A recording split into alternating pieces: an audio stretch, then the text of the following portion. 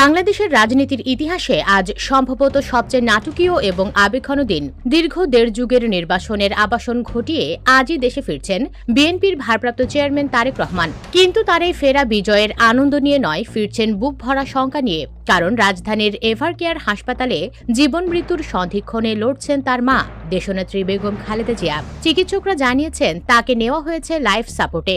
হাসপাতালের সামনে বসানো হয়েছে নজিরবিহীন নিরাপত্তা। পুরো দেশ তাকিয়ে আছে কি ঘটতে যাচ্ছে আগামী কয়েক ঘন্টায়। সকাল থেকেই এভারকেয়ার হাসপাতালের বাতাস ভারী হয়ে আছে। মেডিকেল বোর্ড সূত্রে জানা গেছে বেগম জিয়ার শারীরিক অবস্থার চরম অবনতি হয়েছে। তার শ্বাস প্রশ্বাস স্বাভাবিক রাখতে তাকে লাইফ সাপোর্টে রাখা হয়েছে।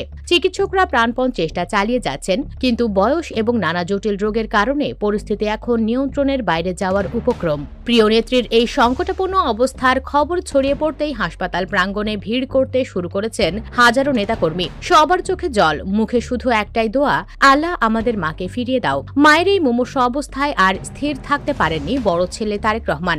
বিশ্বস্ত সূত্রে জানা গেছে সব আইনি ও রাজনৈতিক ঝুঁকি উপেক্ষা করে আজই তিনি ঢাকার মাটিতে পা রাখছেন। দীর্ঘ 17 বছর তিনি দেশের বাইরে, কিন্তু আজ যখন মা মৃত্যুর খুব কাছাকাছি, তখন আবেগের কাছে হার মানল সব সমীকরণ।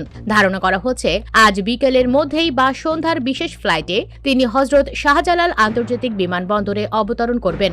দলের শীর্ষ নেতারা ইতিমধ্যেই বিমানবন্দর এলাকায় অবস্থান নিতে শুরু করেছেন। ছেলের হাতে হাত রেখে মা কি শেষ নিঃশ্বাস ত্যাগ করবেন, নাকি ছেলের স্পর্শে অলৌকিকভাবে ফিরে আসবেন বেগম জিয়া? এদিকে তারেক রহমানের আশা এবং বেগম জিয়ার অবস্থানকে কেন্দ্র করে এভারকেয়ার হাসপাতাল ও বিমানবন্দর এলাকায় নিরাপত্তা ব্যবস্থা নজিরবিহীনভাবে জোরদার করা হয়েছে।